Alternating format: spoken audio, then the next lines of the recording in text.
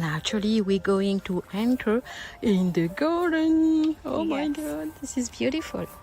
So to the left here we have rapini, and this rapini really needs to be harvested because I broadcast planted it, so it's very thick.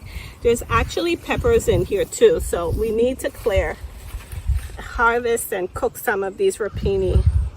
Rapini is very, very good. It's cooked like a spinach, delicious in pasta and potatoes. Okay, now in between this bed I also have leeks. So some of them, originally this whole bed was leeks, but not everything grew. So in order to save this, not waste the space, I planted other things in here. But as you can see, we would get some leeks. This one seemed to be doing very well, and there's a few in here that are still growing. Okay, over here is beans. A lot of bush beans in here. Now we got this netting. You'll notice that some of the beds have this green netting, and this green netting was purchased in order to help with pests. And I think some pole beans got mixed up in here. So you would see that there are some that are actually pole beans, but the majority should be bush beans in here.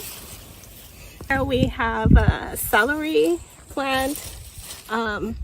What I usually do is at some point I will cover this like in a box frame around so that it could blanch a bit and it will help with the flavor.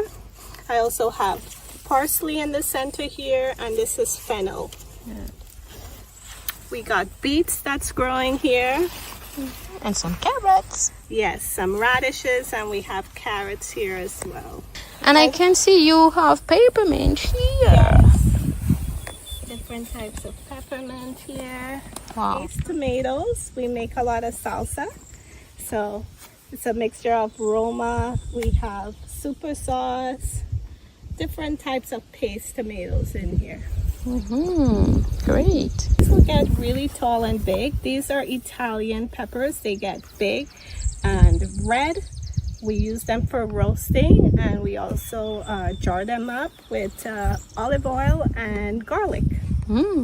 So we have two types of cabbages here. We have the red acre cabbage, and then this is the green acre. And as you can see, they're starting to form.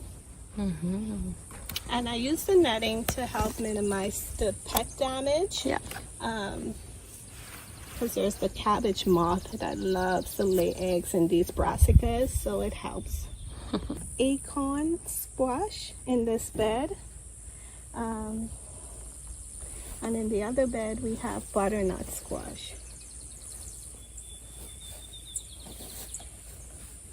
Both yellow and red potatoes. And do you know that when you harvest the potatoes, sometimes there's really, really small potatoes. You put them back in the earth. You cover your bed during the winter. And after that, your potatoes come back by themselves. Ever-bearing strawberry, and it's on its second year.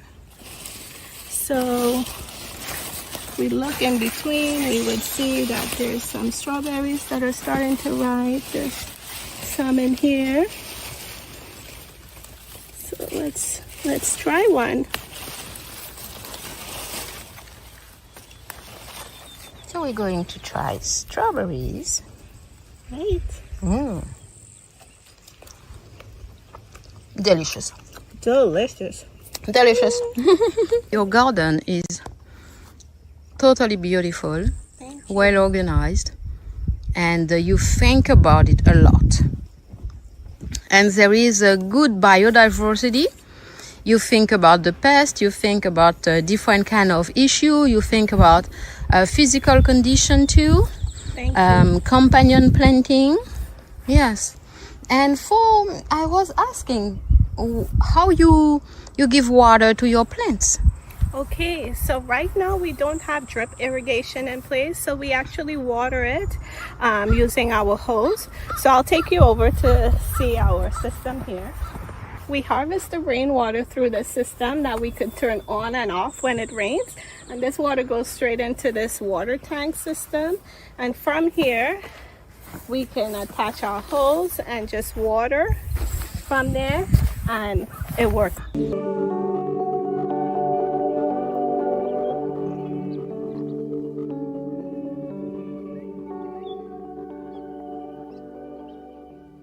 The reason why I established the garlic here, it's a bit of a border to help with pest control, because a lot of animals and pests do not like the scent of garlic.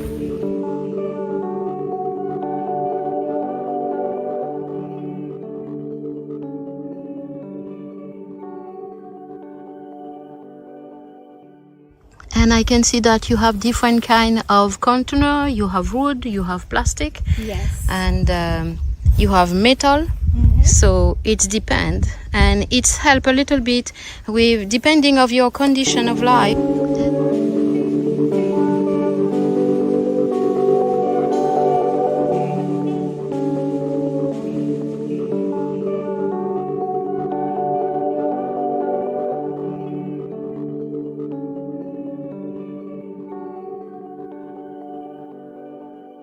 And everything was started by seed, by the way. Everything I grew in my basement.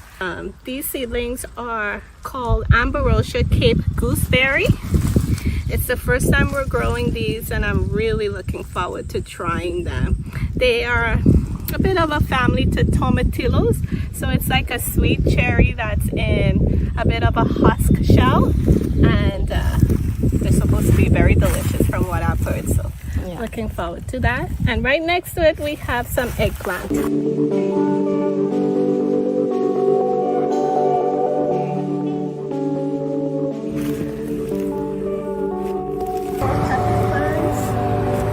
are different types of peppers, sweet peppers and hot peppers in here, and I also have some basil mixed in.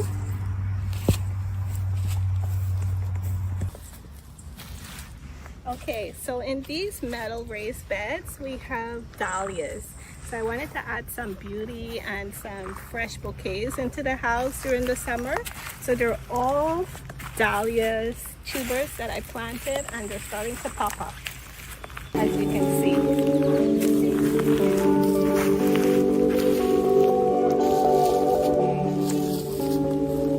What was the main challenge here to create your garden?